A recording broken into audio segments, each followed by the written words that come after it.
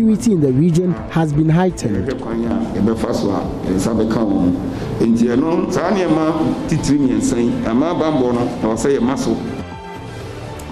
And in business, Ghana Telecom's chamber says your mobile money account is safe. It comes after hackers stole close to millions of dollars from accounts in Uganda. We run very, very robust systems that are constantly being tested and ensure that you don't have any intrusions that can break it. And later in this bulletin, government expresses concern many Ghanaians who died from COVID-19 were unaware they had underlying conditions as the total number of deaths reaches 303. My name is Aisha Ibrahim. Joynews Prime comes to you live from our studios in Kokomlemle on your digital terrestrial TV because we're free to air on DSTV channel 421 and GoTV channel 144.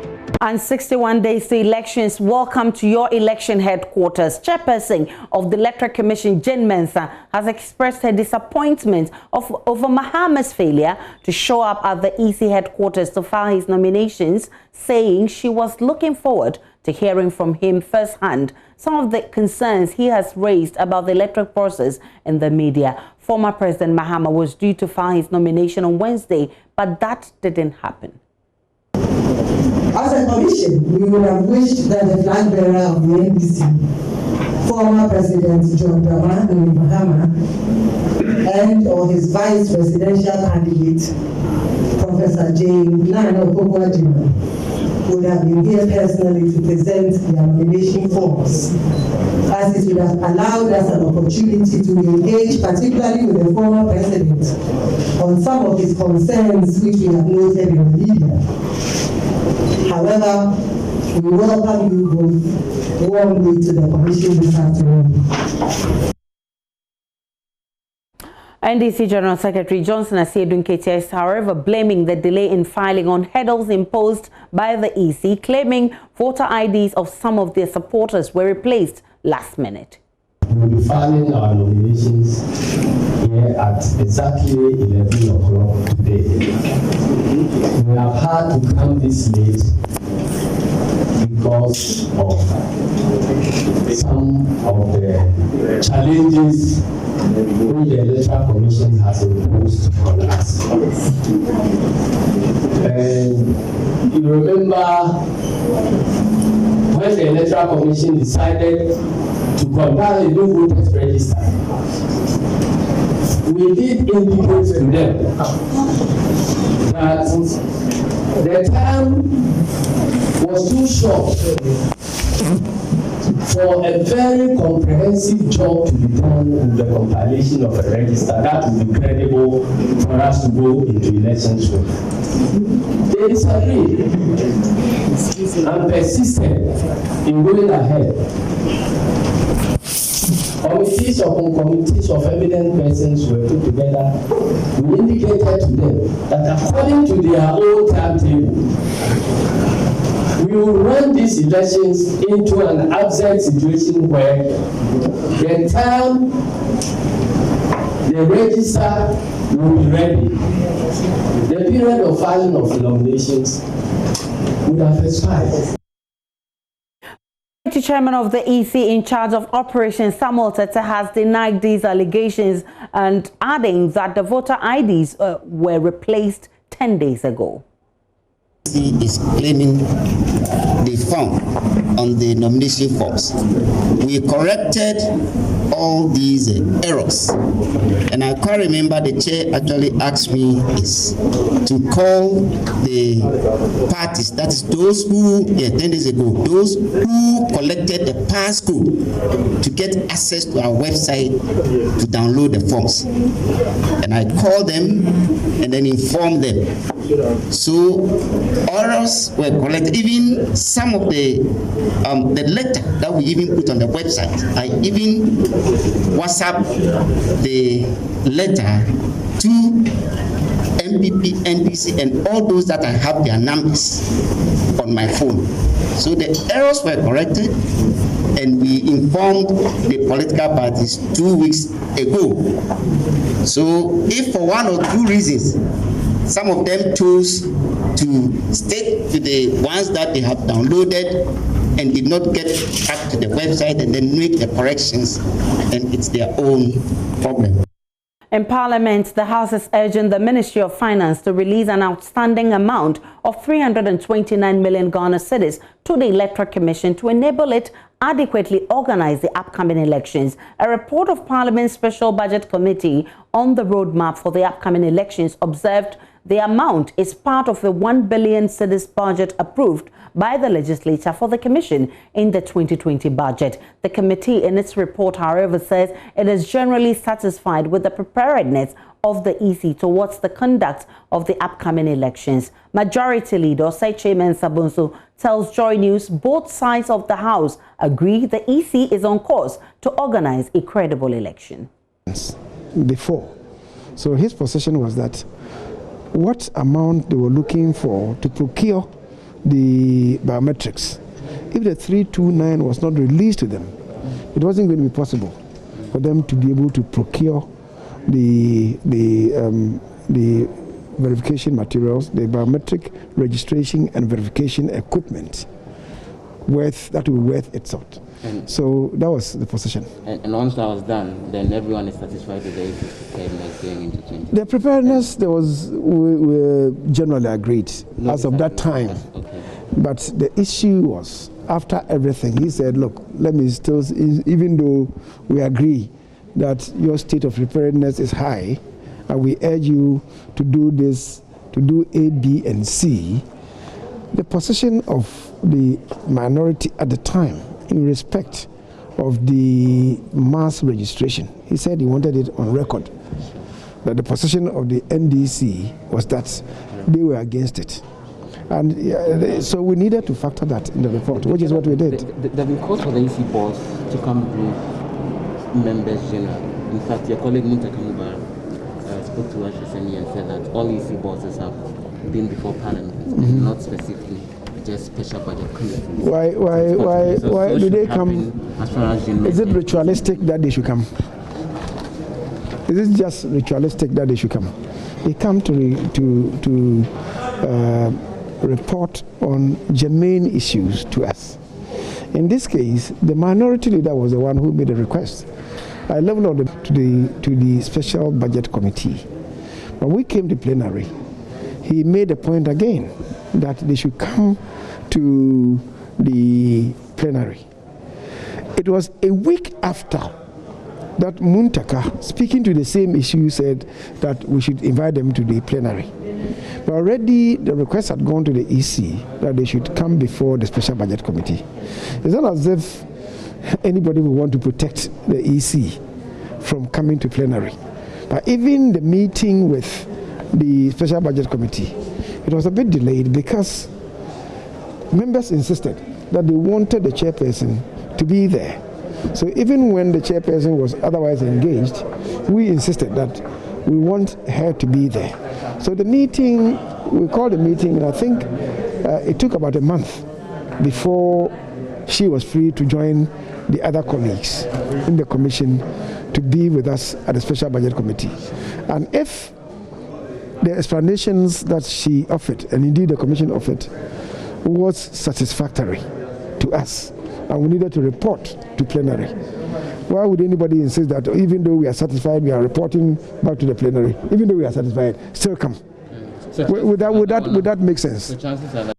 We're staying in Parliament because minority in Parliament is accusing the police of covering up the case of 500 missing excavators. Spokesperson on Mines and Energy, Adams Mutawakilu, is questioning why the police is silent 6 months after Environment Minister Professor Frimpong Boateng disclosed that about 500 excavators seized from illegal mining operators had gone missing. He alleges the police will never be able to get to the bottom of the issue because some NPP officials are responsible for the missing excavators. He says a future NDC government will investigate and prosecute those responsible, including Professor Frimpong Boateng.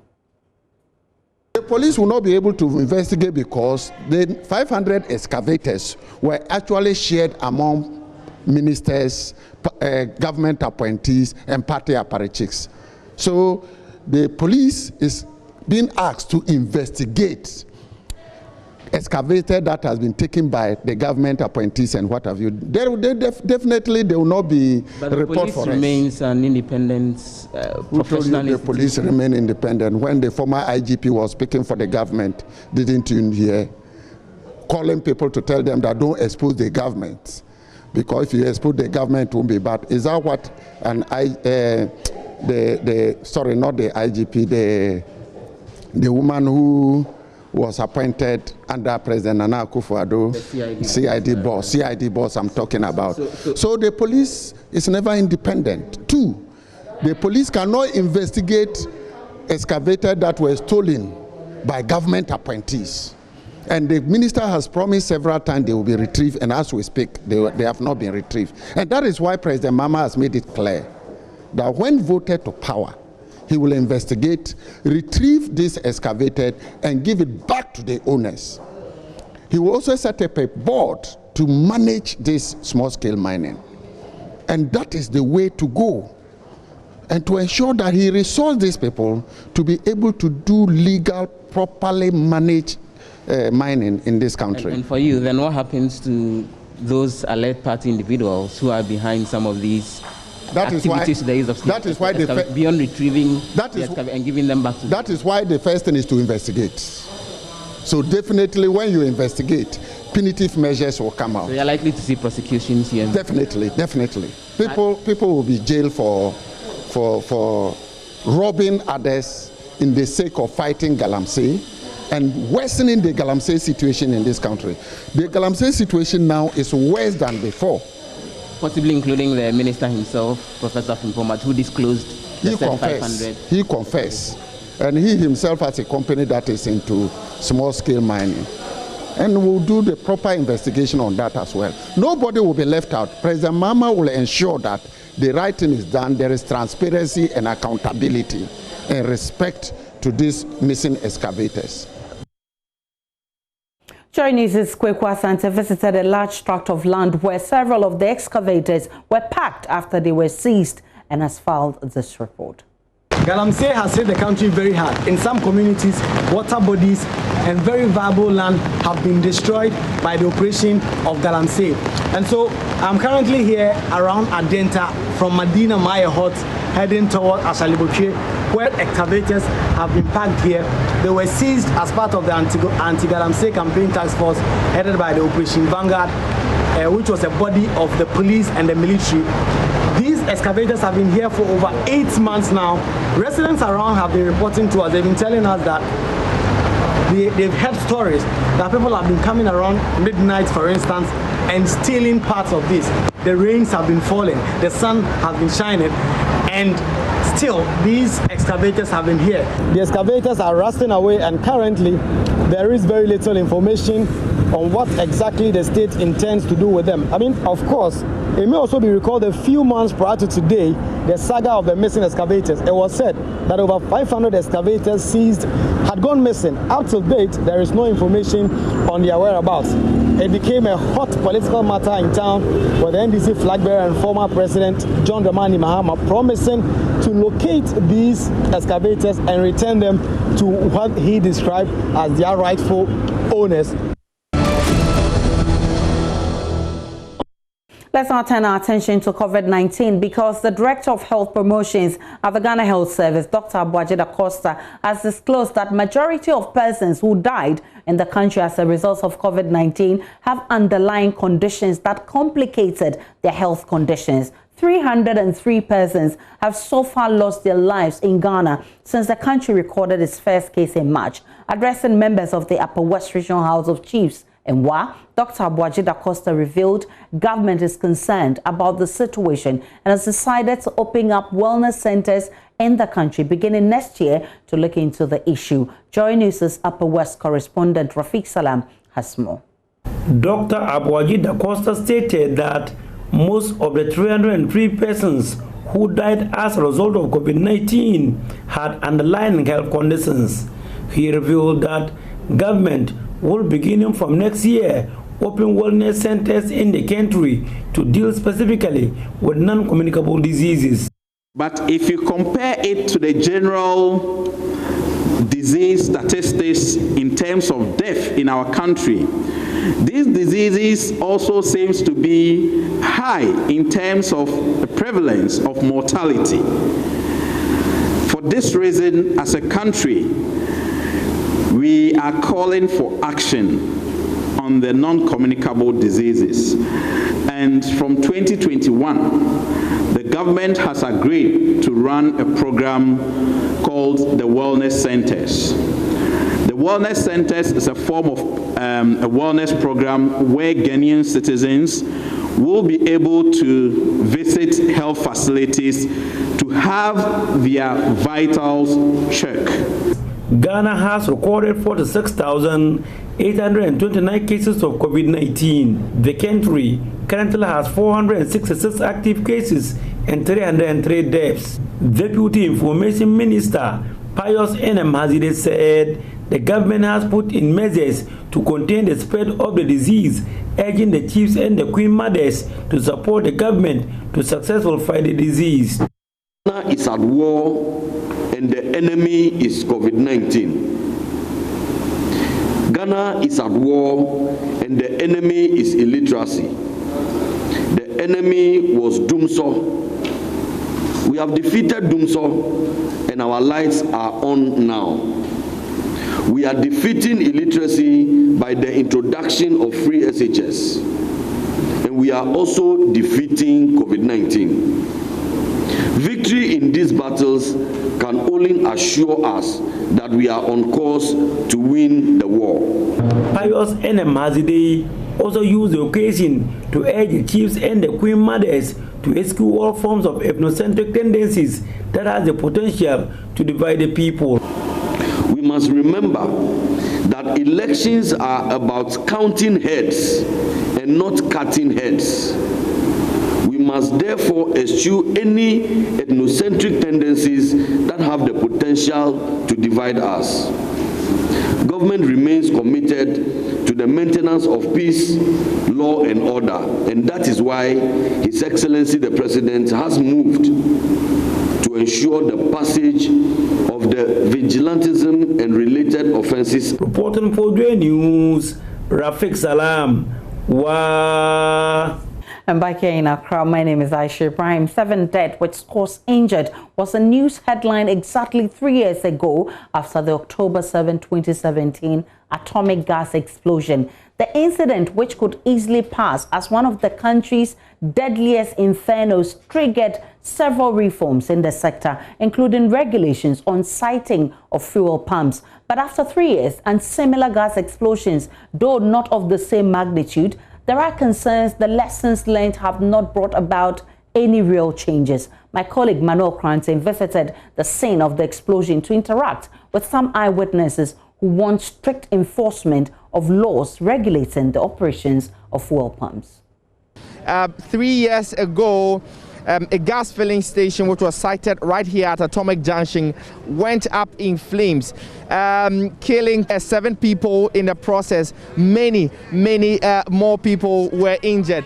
3 years down the lane, though, what we see now is a lorry station which has sprung up. So behind me is the Total filling station. This facility just about 100 meters away from the spot where the atomic gas explosion actually happened. What we know of regulations which are essentially against the siting of filling stations around densely populated areas. What's interesting, though, is that right next to the filling station is a newly constructed event center. We're told Bayview Event Center, which is supposed to have capacity of more than 500 people. That closely sited to the Total filling station. So with just 100-meter radius, we have 2 fuel pumps that are sited in just a small space. Well, some of the residents and patrons who throng into this particular area are calling for a relocation or resiting of these fuel pumps, or at least an on-site fireman or woman when discharge is happening. It's very serious, but we have nothing to do. So we are only praying that God will not allow that incident to happen again. Okay. if it will be possible that they will move the filling station far from this place. So we are managing. When anytime there is going to be a discharge of fuel, they should invite the fire people to be on standby so that they can see to in case of any emergency so that it will be easier. The firemen should be on standby when they are discharging fuel. The total filling station was near to the gas station, and then they have done it again. You understand? So I think the best thing is that they're not supposed to have done it here anymore. You understand? Because already they have a filling station around here. So this one very close to us. For me, I don't think that it's supposed to be here. Yeah, I don't feel safe because that place too. If somebody to make a careless, anything can happen because of the petrol station. Because petrol gas here is produced here, assembly the buy. But say you want say filling station no, one more sounds to baby and crop 40. International there na mo say mo January see mo can be beside the ban so be draw attention. Once I offer my job filling station we ye tie. O fa zongo mu he ya. O mako bie ba akoso e wo zongo mu ho. Me fa mama bi o say yakasa besila no. And away from gas explosions, make the findings of our son's death public. That is the cry of parents of a sick KNUST SHS final year student who died after he was left in the care of his peers in school. Sam Leonard Richards, a final year business student of the school, complained of severe stomach ache but died later at the hospital after being left unattended to for 3 hours on campus. A video of him groaning in pain in the arms of his colleagues while his teachers looked on generated public uproar. Authorities are yet to make public findings of 2 committees set up by the regional minister to investigate the matter. I've always been telling my wife that Leonard is resting in the arms of the Almighty. It's been 4 months since the passing of one Leonard Richard Sam, a student of the KNUST Senior High School. We are here to speak to the parents to understand their frustration and how they've been coping since the passing of their beloved Leonard Richard Sam. Mother of Leonard Richard Sam still mourns her son, described as brilliant and exceptional by his peers. Sam, a final year business student of KNUST Senior High School, 7 July 2020, after suffering stomach pains for more than 3 hours without proper medical care. His mother, Comfort Bedu, shares the pain of losing a son who had barely completed school. Because I'm saying, na asem no esie enso nyankopon na ne kurakura me nke bi kura nkasa abre no ke bi anka me kura nka me da honom efise se ye bo wayi kidin kura na me te se wasi me yamu je me pram me ti kenu asi na me yamu ahye me ti chese me ni ahotokura me da me ntimi na up till now me nsa da aduane mu kura me yamu timi hye me na mayi me se fa aduane nim efise ade ne sie na ye call interview no ye nti hwe mfa ho na yese obi anka hwe nkyereye na yakura na ese yedi asidama mu kese efise ade amukura ma ye no me ho adwiri me se yeti wa mo se ese ye be hwem se de mu mpomtie ni se de ade ni se ye no kura ne ma eko efise mu di amuko ye no anu no obi a ma reho no na chese ye de yetititi ho saa ni yedi ni saa. Committees set up to investigate events leading to Sam's death submitted their report to the regional minister, Simon Osemensa, on the 6th of August 2020. Father of the deceased, Edwin Sam Sr., says the family has had several engagements with the committees, but are yet to be appraised with details of these reports 3 months after they were presented to educational authorities. Edwin Sam Sr. wants government to at least make the findings of the committee's report public. His absence is a huge loss to us. Leonard was the eye of the family. He was virtually doing everything for us. We can't easily forget him in our life. We can't, especially when I come home and I see his things, his boxes, and it's very painful. We are expecting that the outcome of the investigation must be made known to us. That's the first thing. And what actually happened in the school, that made the staff of the school neglect in order to forestall future occurrences. When we know the outcome, things become very transparent. We will know what actually happened. From the residents in Ahinema Kokobeng in Ashanti region, my name is Prince Apia, reporting. Very sad incident, and you're still live on Joynews Prime. Coming up shortly in business, Ghana Telecom's chamber says your mobile money account is safe. It comes amidst reports hackers have stolen millions of dollars from the mobile money system in Uganda. Very robust systems that are constantly being tested and ensure that you don't have any intrusions that can break it. There is more when we return from this.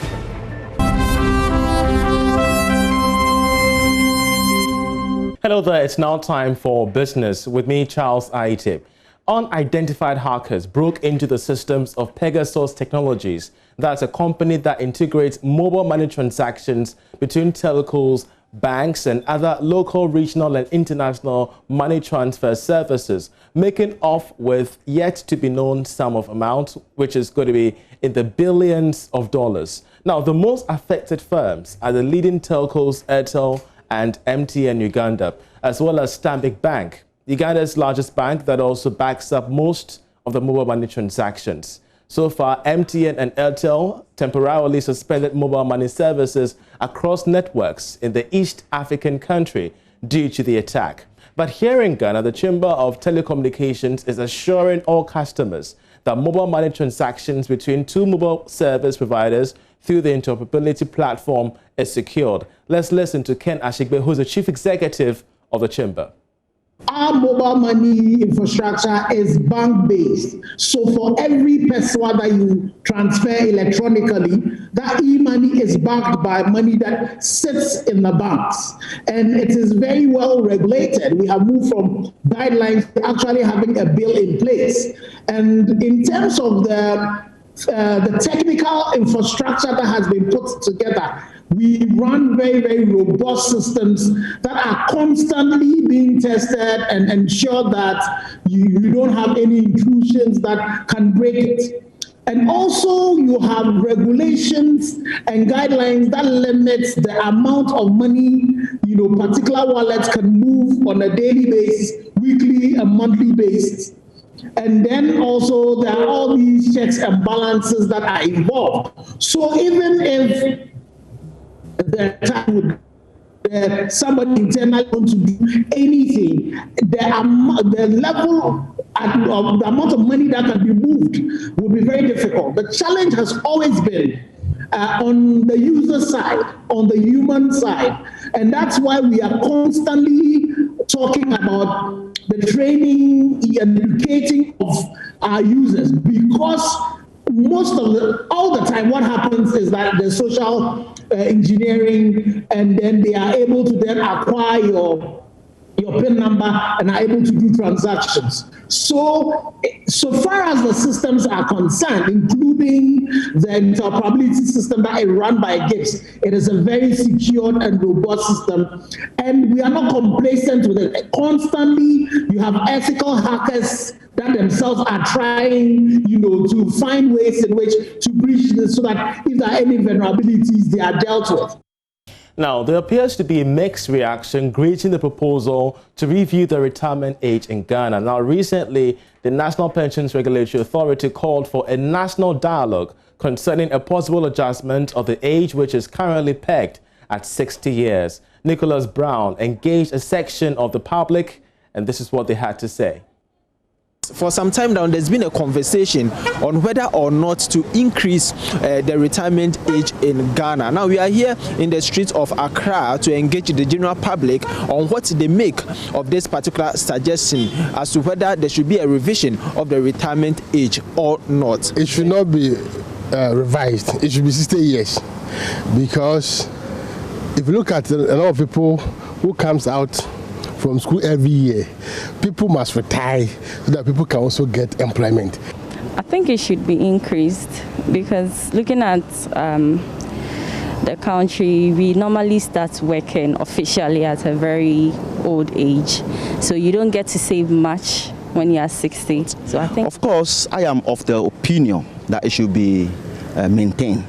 But after the 60 years, the company in which you work can give you a contract of 3 years or 5 years and give you a special package that will earn you a lot of income.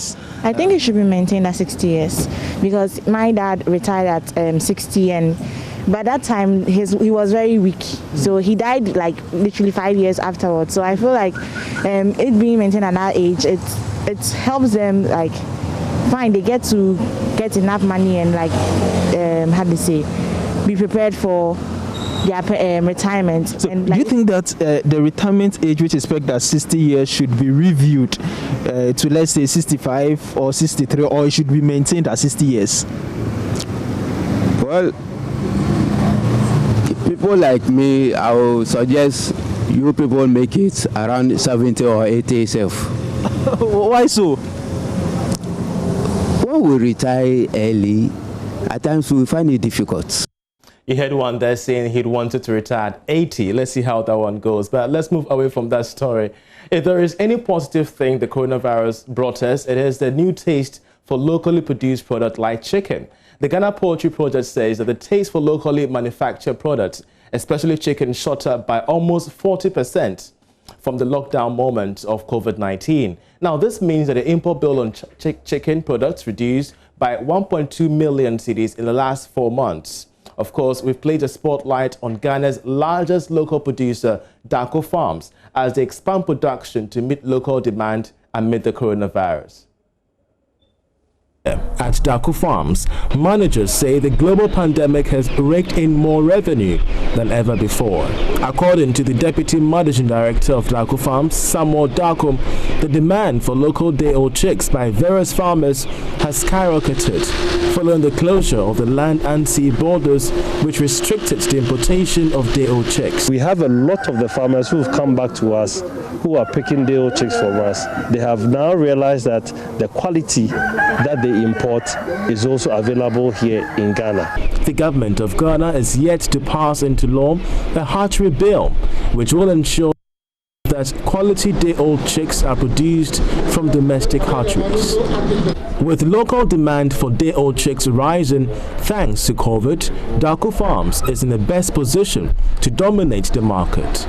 Darko Farms has now been revitalized under government One District, One Factory initiative, with a re-injection of 22 million cedis from the Ghana Exim Bank. The Trade Minister, Alan Tremantin, paid a whistle stop at Darko Farms, where he relished government revitalization program for struggling factories. This company falls into all the categories or criteria that we look for in identifying one of companies. As demand for chicken increases amid the pandemic, local producers of poultry like Darko Farms have positioned themselves for the best of returns. I'm Charles Aite for Joy Business. And as the National Cybersecurity Advisor, Dr. Albert Nchubu-Esiako says government will not relent on its fight against cybercrime.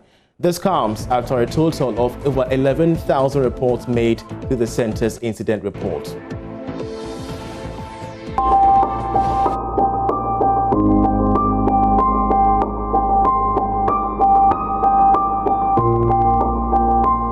January to August this year, the center has received more than 8,000 cases, but we recorded a surge from March of this year when COVID-19 got to us. So these are the development, and we need to create awareness using the Cyber Awareness Month to ensure that not only business but also individuals, of course, who are the customers of businesses, are protected.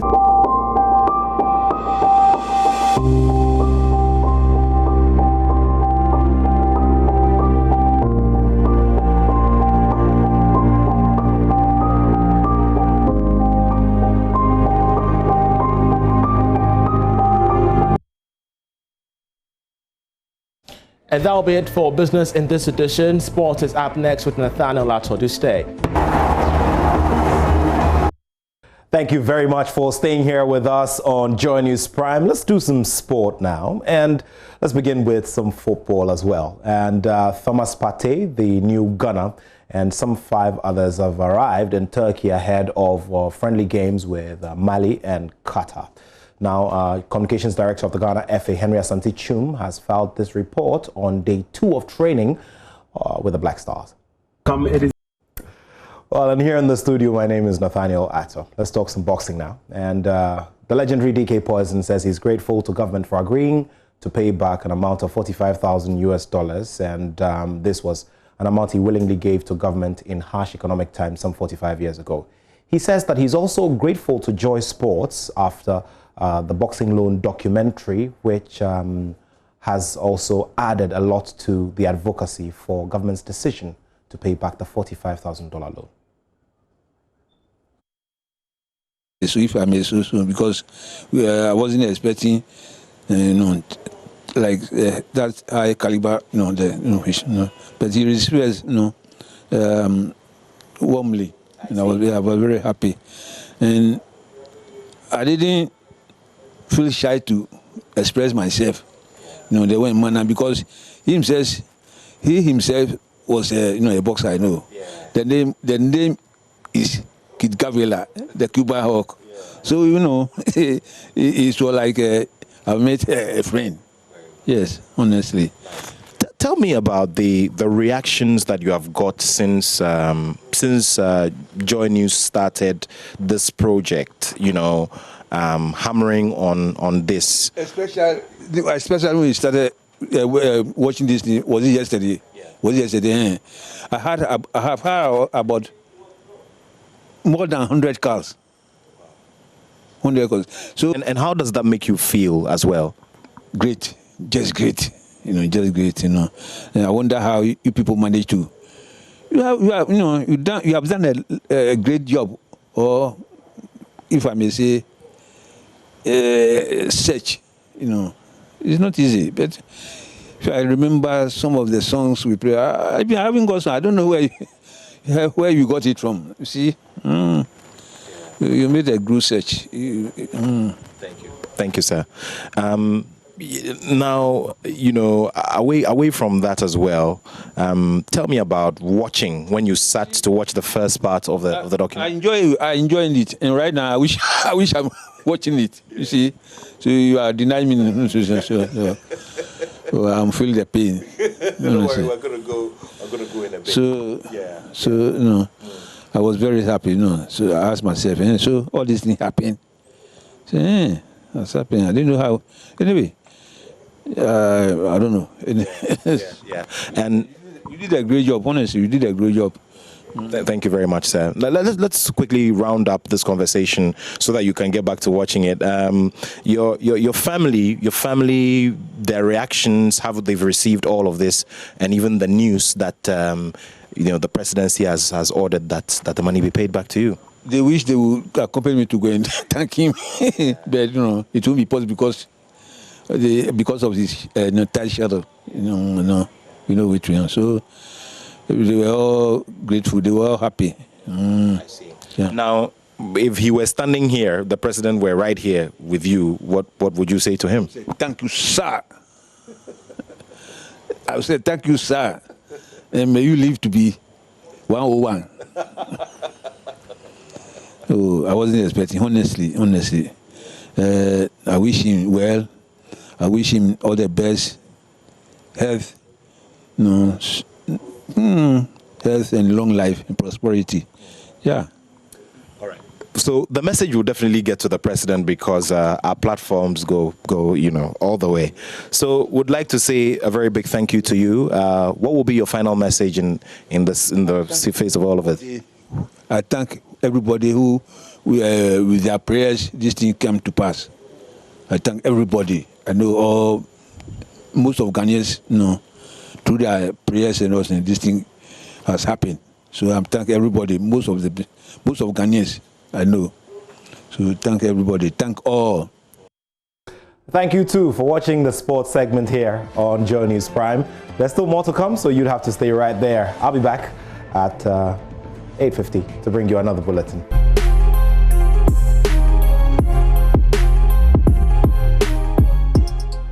And it's time for Showbiz. The lady in black is here.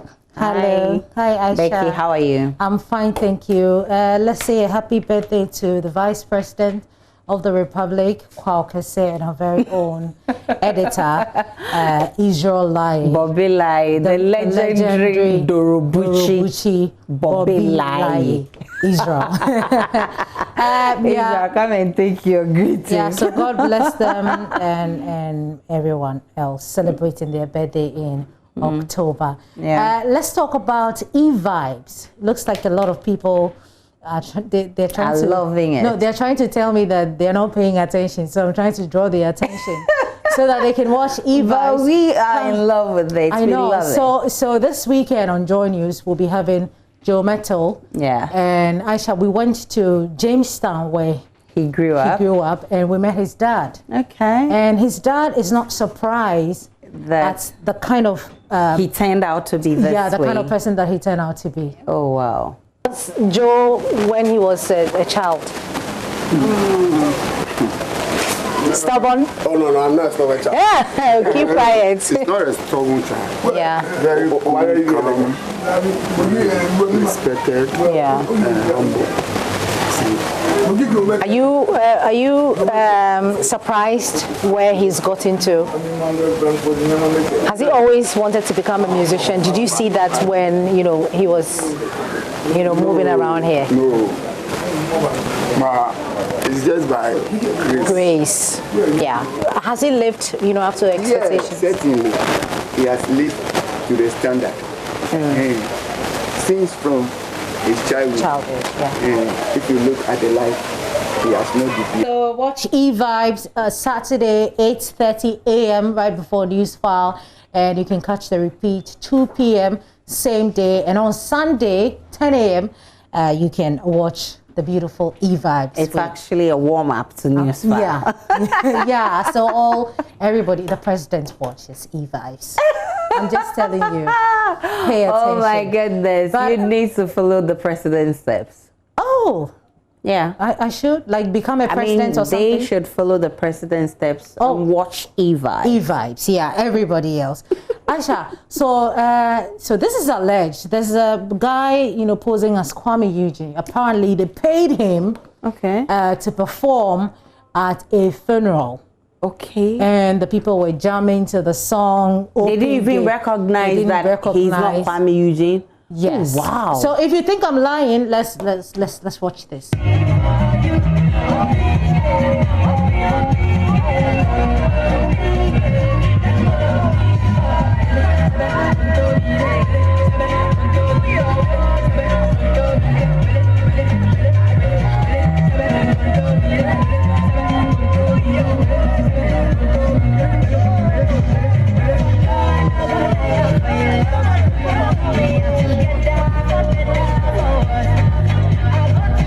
He's invited to my birthday party. Which area? Which area is this? Oh, well, I don't know. Somewhere in Ghana, and everybody. But they actually thought it was Kwame Eugene. So for them, the people who invited the fake Kwame Eugene and paid him, this is actually the Kwame Eugene. Oh, amazing! And of course, Kwame Eugene does better than the steps. Yeah, those steps. Kwame Eugene is. Oh, we have Kwame Eugene, real Kwame Eugene performing. If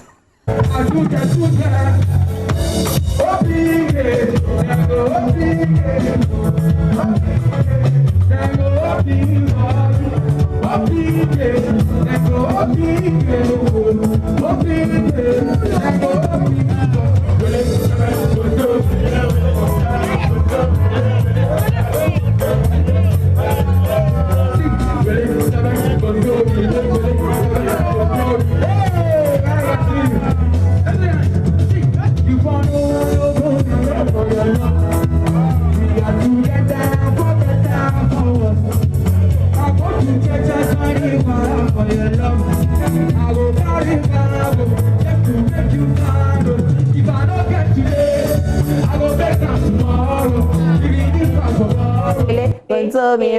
So that was Kwame Eugene performing at his album Listening. Show them the skills now. Yeah, he was performing at his album Listening. Remember that his album comes off this Friday, yes, on the 10th of October. He'll be releasing his Son of Africa album. Oh, okay. But let's talk about Kewa. Kewa is saying that the only way the music industry will grow is by believing in one's talent and also supporting each other. Well, if you have followed me for a while, you know that I've greatly contributed when it comes to good sound quality, training producers, training artists, bringing artists up. I mean, just to contribute to what we've always wanted to see happen to Ghana music. And so I am never a friend of anybody who puts Ghana music down. Whether it's Adowa, whether it's Afrobeat, Azonto, all is one, just to project Ghanaian music. And I believe that if we begin to believe in ourselves, begin to support ourselves, push ourselves to the next level, I believe that it will help the industry. It's for the betterment of the industry, not our. If we stop being selfish, stop thinking about just ourselves, and start thinking like today I'm here to support Kilbeats. Let's begin to support each other. That was music producer Kewa. Highly spiritual. On that spiritual note, Aisha. And thank you so much for bringing us Showbiz. That'll be it for Showbiz. For those of you watching on Joy Prime, that'll be it. The news continues on Joy.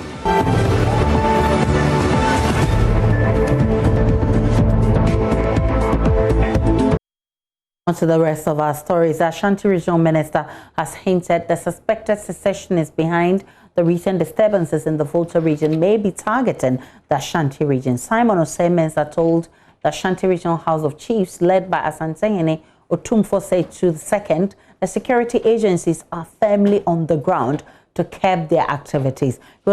He says he will not give further details about the operations of the group in the region. Since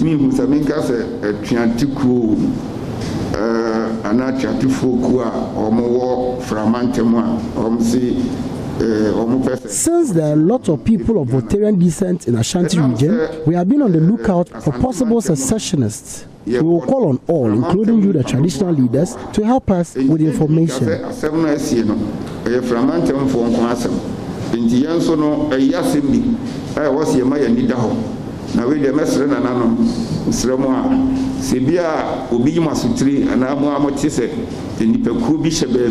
If you see any group of people in your area being given military training or anything of that sort, please alert us. We have information that some of them are in the region and we are making efforts to arrest them. This is one of the reasons security in the region has been heightened.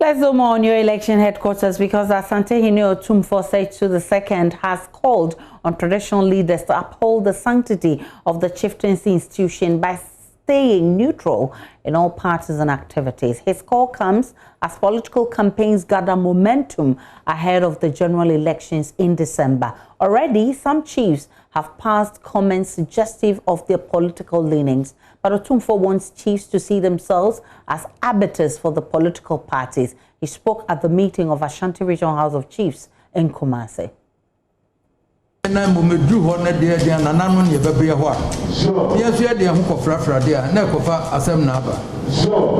When matters get out of hand, traditional leaders are the people who will be called upon to ensure calm. But if we engage in partisan politics, we will not be trusted as neutrals, and this will be worrying.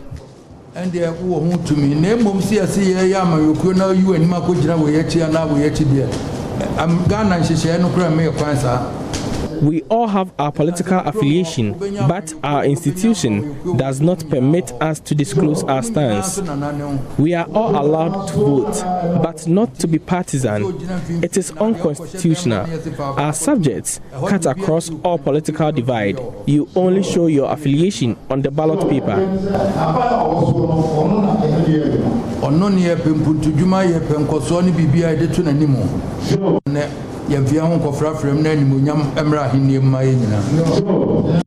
Meanwhile, the Ashanti Regional Minister Simon Osei-Mensah has been outlining strategies adopted by the security agencies to ensure peaceful elections in the region.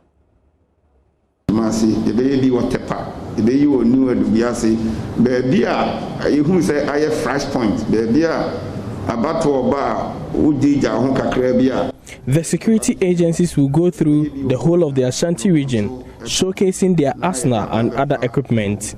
They will concentrate on the identified flashpoints.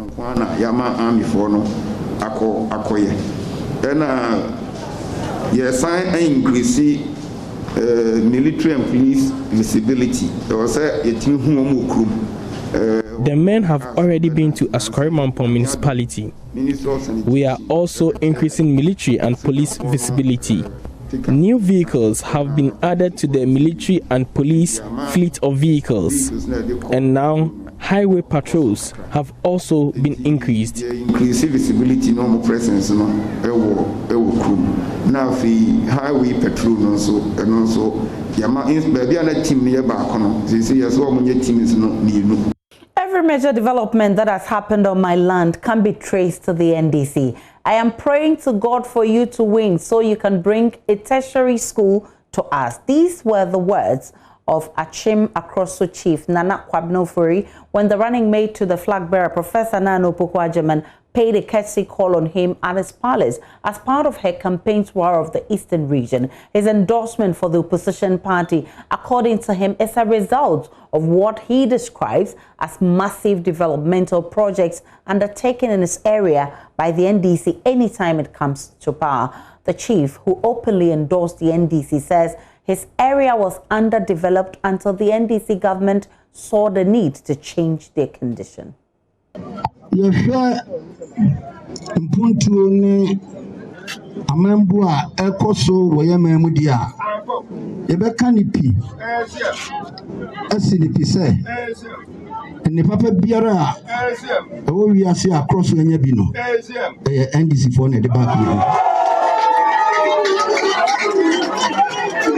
no planet down oka yempesa oka me so ni amedimani ehune de anwa na de bia meka nti dano me kasa odwebo bia se no se munyuma pa ne bedi wachi nti on the 7th December no ana yebetue ni panyuma oye ho soka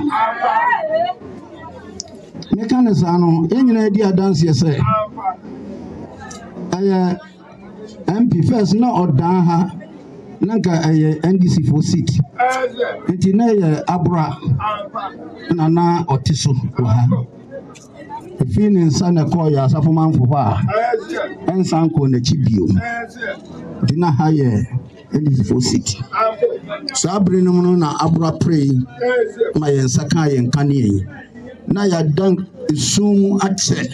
While praying for the NDC, the chief appealed to Professor Opoku-Agyeman to build a tertiary institution for them if the NDC gets opportunity to serve in government again. The NDC's running mate has been campaigning in that region to garner votes for the opposition party in the run-up to the presidential and parliamentary elections. After Akroso, her first port of call, Professor Opoku-Agyeman, who addressed a Deber of chiefs and party sympathizers at Achim Kede, assured the next John Mahama-led administration will run a peaceful and transparent government. At Akwetia, the residents defied a heavy downpour to welcome the NDC running mate. In her message, Professor Opoku-Agyeman emphasized the NDC's promise to end the double-track system in senior high schools.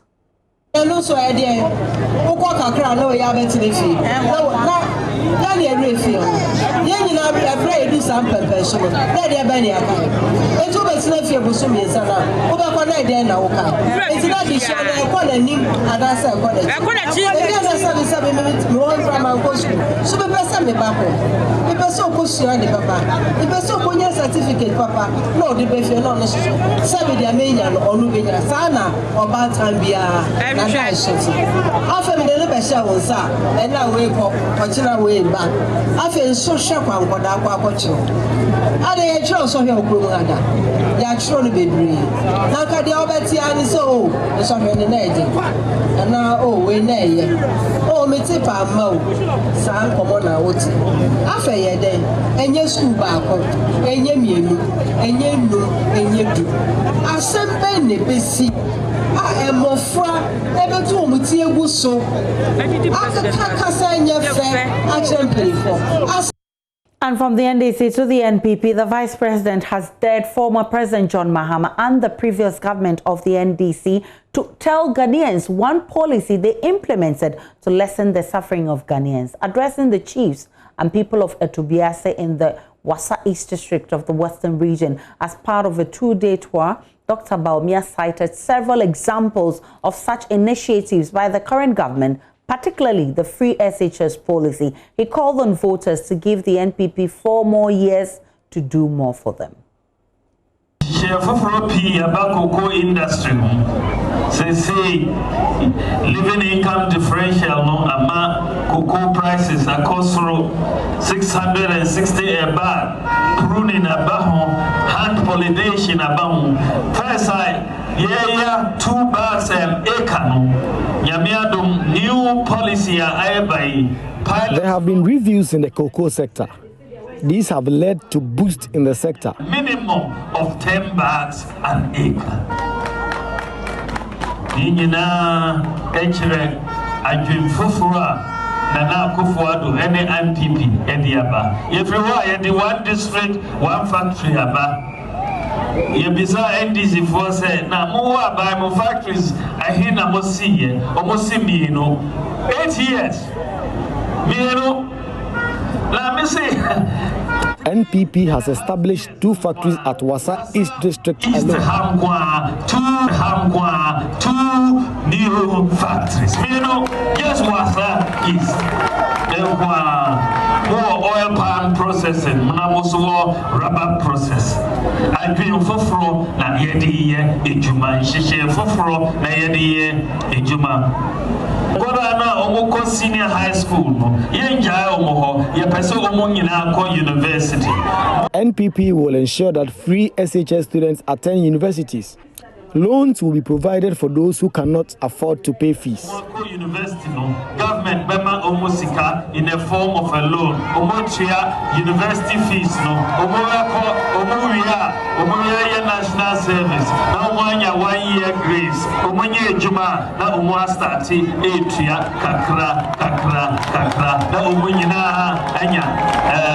university education.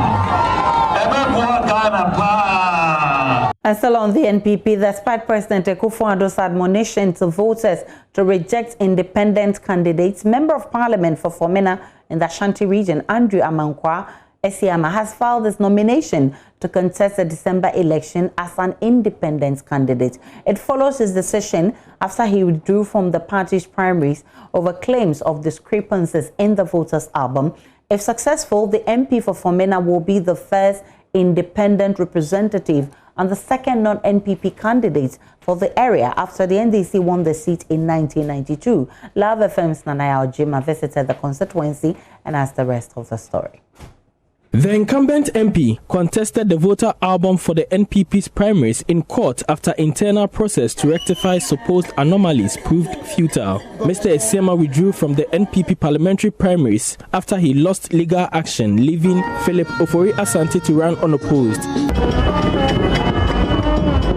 The MP has since filed nomination to contest the seat as an independent candidate, automatically denouncing his membership of the NPP. Some constituents are excited about the move. One of them is former NPP Communications Director, Seth Odro.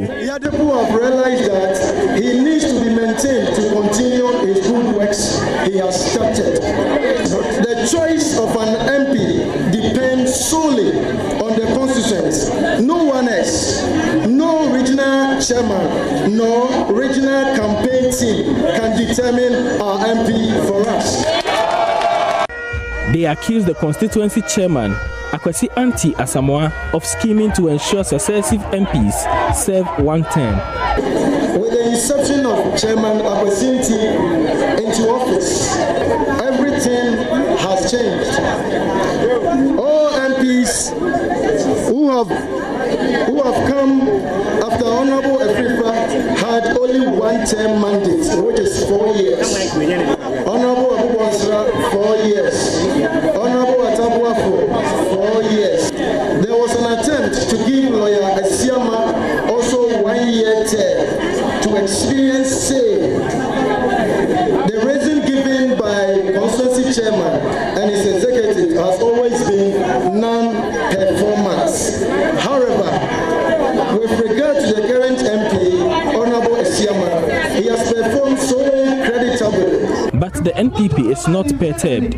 Party chairman Akwesi Anti Asamoah says there is no hidden agenda. Chairman Akwesi Ntima will be anchor one term. Said the amount will be perception. I have no agenda to remove MPs after one term.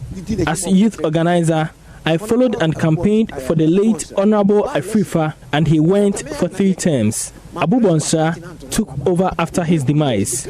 I single-handedly convinced the party members to let him do another term, since his first was just 2 years.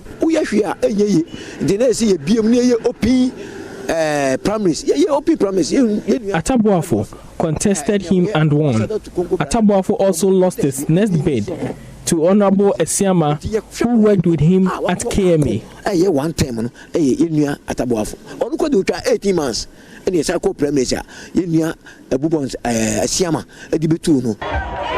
For Joynews, Nana Ojima reporting.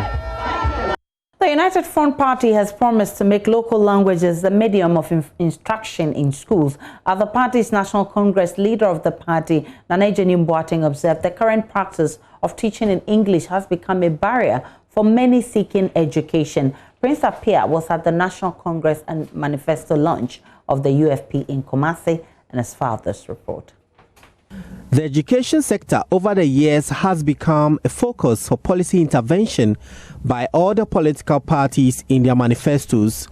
Leadership of the United Front Party say local languages must be prioritized in Ghana's educational sector. Nana Boateng is the flag bearer. No, the most painful thing in this country is the language barrier. How can a Asante boy, they will tell him he did not qualify for English, so they will not permit him to do a medicine. How many of our hospitals, when you attend a patient who come and say, doctor, my tummy, doctor, my waist or my head, they will speak in their local dialect. So we will make English a choice. Our language has been barrier to us, and I don't think we should continue being in the mental slavery. It's about time we emancipate ourselves from the mental slavery. We must show our original identity as a Ghanaian. We have many tribes in this country. We need to produce medical doctors in Frafra, medical doctors in Nzima, medical doctors in Gan, medical doctors in Sehi and Asante. And they can do it better than, most of the medical doctors. They can't even understand the local dialect where they have posted him or her. So we have a problem with our education system. He spoke at the National Congress and manifesto launch, where he was popularly acclaimed as flag bearer. Mr. Boateng says he will clamp down on corruption in his first year if he wins the election. We are suffering under this present government. They have stolen our money.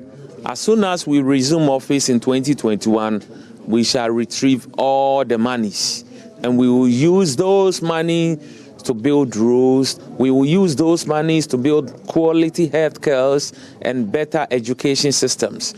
On agriculture, the UFP says it will create a special board for vegetable production that will take the form of cocoa board. Mr. Boateng believes this will ensure the sector gets the necessary resources to especially stop the continuous importation of tomatoes from landlocked Burkina Faso. Most of the times, we have concentrated on only one crop. and we have a cocoa board. Under United Front Party, we are going to create another board, like Tuba will get their board. We will have a vegetable board. What is the difference between the Cramen of Ghana and the Burkina Faso? We have a quality weather, we have big rivers, we have forests, we have everything. Why should we still proceed importing tomato from Burkina Faso? Enough of that. Prince Apia reporting. And in North Tongue, the Member of Parliament there, Samuel Okudzeto-Ablakwa, is optimistic the NDC will be re-elected come December, adding the party will score 98% of the votes in the constituency, leaving just 2% for the other contenders. The MP said this after he submitted his nomination form at the EC office at Aveime in the Volta region. Message to the Akufo-Addo government that the discrimination, the harassment of minority groups must stop. In as much as we condemn all the separatist agendas and all of that, it's important that we also reflect on the kind of conduct. If you see what happened during the registration, the political rhetoric, when they are discussing airports, for example, you hear the vice president say that, Cape Coast should rather have had the airport and not Ho, which the NDC did for the Volta region. And all of that, the Voltarians are Togolese, you don't have enough human beings in Hohoi. All of those unfortunate rhetoric, by political hardliners and divisionists should not be encouraged. And the modus operandi, sending soldiers and intimidate and harass to see how they can suppress votes in the Volta region, all those things must stop. Even as we condemn separatists, we condemn the activities of so-called secession. And we are saying that it's even possible that all of this can even be an agenda by some evil-minded elements to hide behind so-called secessionism and just destabilize the Volta region. That's why we are demanding a full-scale inquiry. Let's know exactly what is going on. Who are these perpetrators? Who is sponsoring them? Who is training them? Who is weaponizing them? Who is buying these very expensive weapons for them? So there's so many things that we want answers to, and our national security must be up and doing. This was a security failure, an intelligence failure. It should not happen again. We are peace-loving people. Our territorial integrity must be protected. Our security must be protected. Our boundaries should always be kept safe. People should not be allowed to come in and foment trouble and create all the chaos that we have witnessed. We'll take a break on Joynews Prime. We'll bring you more business after that.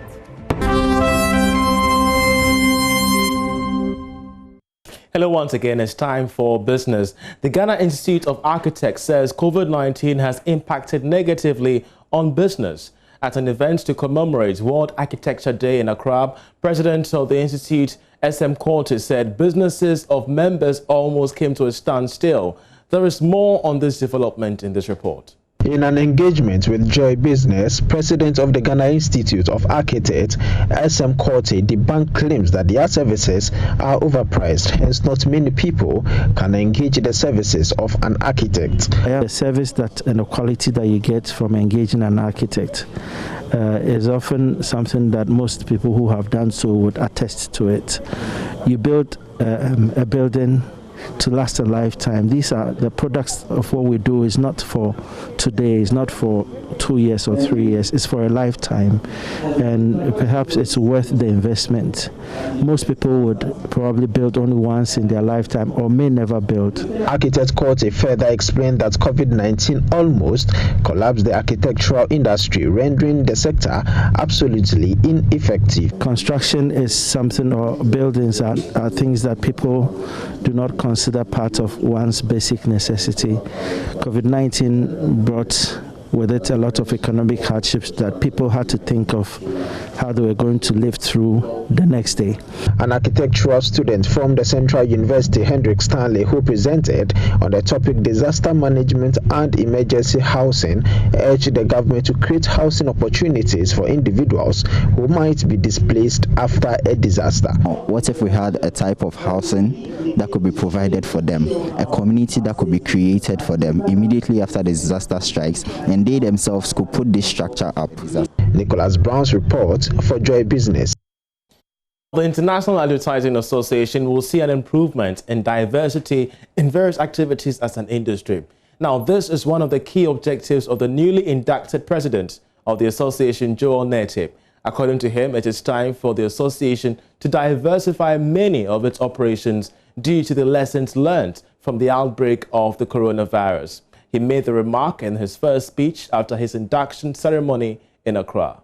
The advertising industry has been hard hit with the outbreak of the coronavirus pandemic due to a massive cut in budget and activities by corporate bodies. According to the newly inducted president, the time has come for the industry to look beyond its traditional way of operating in order to increase its profitability. Joynews also promised an all-inclusive administration that will support the promotion of all gender activities. I know it may sound mundane, but without money, many of the things we want to do and would want to see happen just can't happen. We will thus do all within our power to ensure and increase our revenues in a bid to ensure that we leave the IAA in a more financially stable state. The president has also proposed to the board to mark every 3rd October as World Communications Day. Permit me to share with you one special initiative that we can and should start immediately. Many of you will know that I have spoken on various occasions about the need to set aside a day on the calendar where the world of marketing, advertising, and all forms of communication can let our powers combine towards promoting, creating awareness about. This new administration will run till 2022 when a new president will be inducted for the association. And that's it by way of business. The stories continue to stay.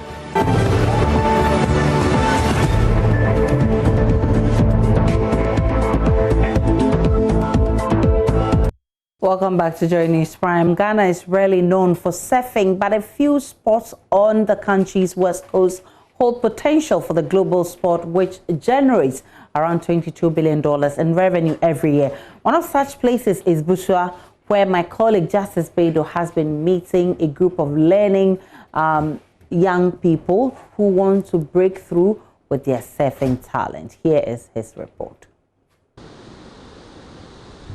The beaches of Busua, known to locals here as Owusuo, in Ghana's western region. Serene, long, sandy stretch. This pristine shoreline is a hotbed for thousands of holiday makers who come here from all over the world every year. And it is here that a new breed of young men are starting something rarely done in Ghana: surfing. I didn't know anything about surfing until I was working with somebody who was having a surf shop in Busua here. So then he decided to teach the other kids in the community. So then I decided, like, okay, then I should learn. And then I learned it, and I think I like it. Justice Youngson has been doing this for 7 years. 3 years ago, he started Surf and Impact, a local NGO hoping to train a new group of young surfers who can compete at the highest level.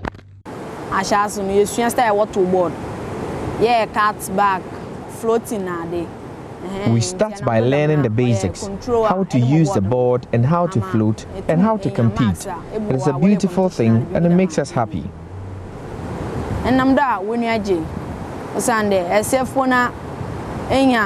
The feeling of throwing the board and I control is very happy.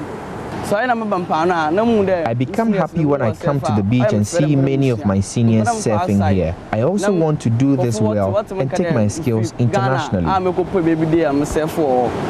When we watch some surfing movies on TVs, we see some competitions, and then they always have a feeling like, oh, I wish I would be in this big competition. The future I see for the kids is that one day, some of them can be surfing instructors, and also they can even participate in a surf, competition whereby it will be in different countries like, US, South Africa, and any part of the world whereby people are surfing. Busua is highly rated as a surfing destination in Ghana. These young men and women relish the day their little effort at the sport here would land them on the world stage. Justice Baidu, Joynews, Busia.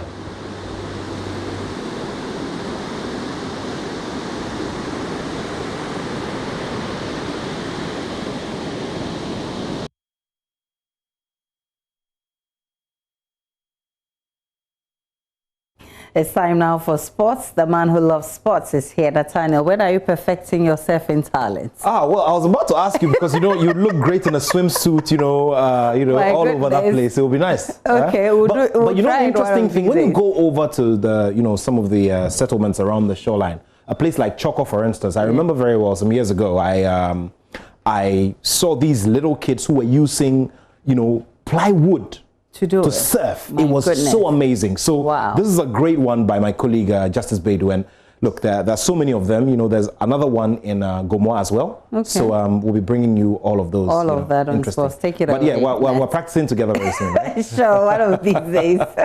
Welcome to sport here on Joynews Prime. And of course, we begin from the camp of Kumasi Asante Kotoko, who have terminated their kit sponsorship deal with Club Consult Africa. Now, the Kumasi-based outfit signed a 3-year deal with Strike, a kit manufacturing company owned by Club Consult Africa in 2018, but have now unilaterally terminated the contract.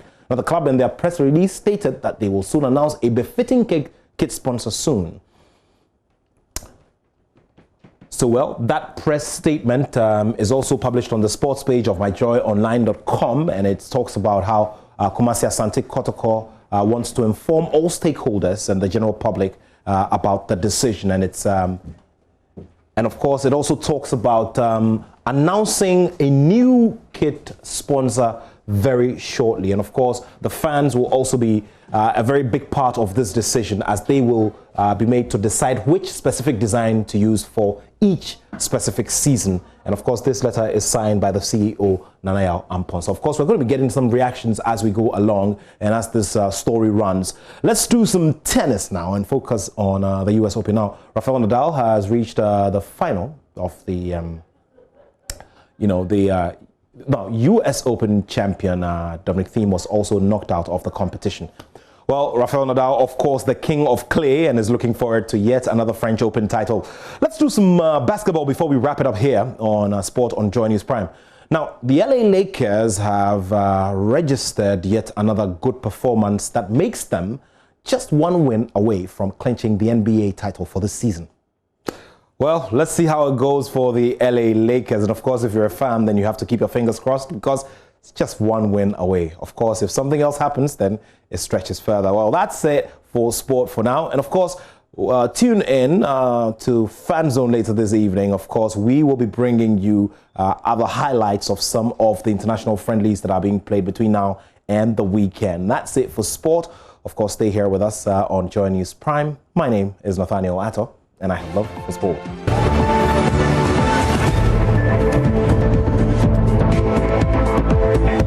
Welcome back to Joynews Prime. On Voters' Voice today, we take you to the Bono East Regional Capital, Techiman, where correspondent Anas Sabet has been engaging some residents on whether chiefs should be allowed to be engaged in active politics.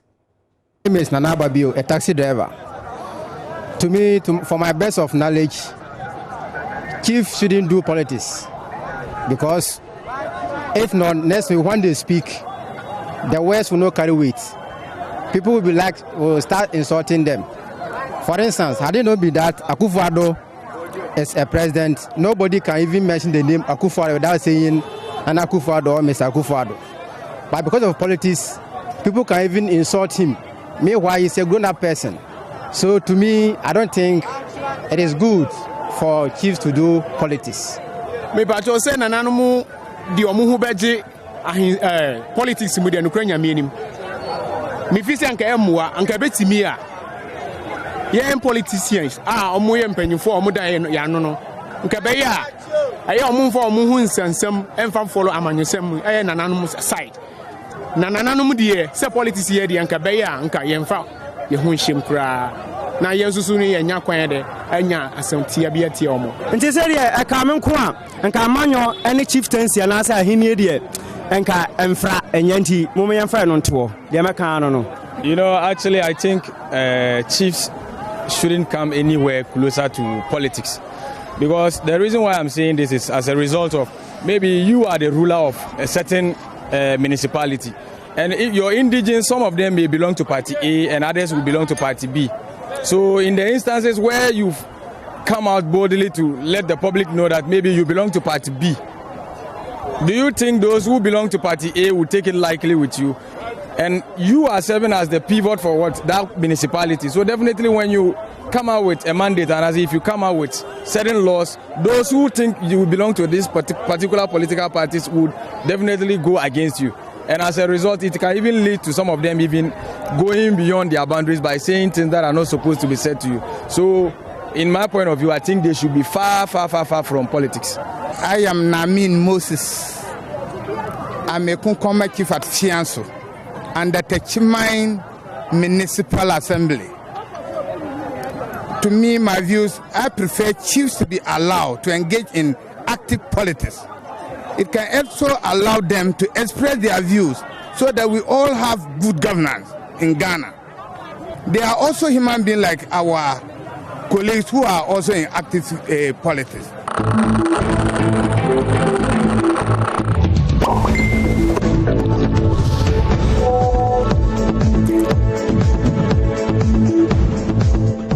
Time for the interactive segment now. You know the showdown at the Electoral Commission today. The NDC flag bearer John Mahama was supposed to file his nomination, but some way, somehow, it didn't happen. The EC has expressed disappointment. We posted this on our Facebook platform, and you've been commenting. Let's check out some of the comments coming in. A number of them coming in. We'll check that out shortly. And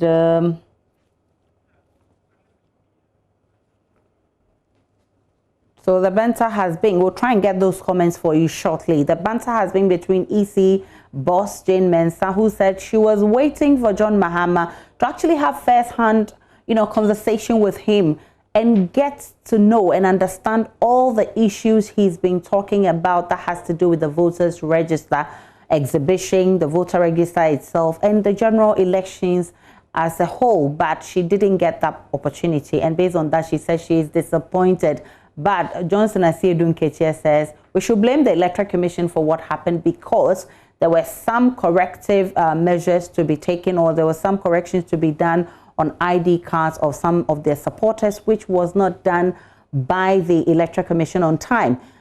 The Electoral Commission has also denied this allegations as it's being a banter between two of them, NDC and the Electoral Commission, and back and forth. So these are your verdicts on our Facebook platform, and I'll pick the comments shortly. Let's see what Philip Gijo is saying.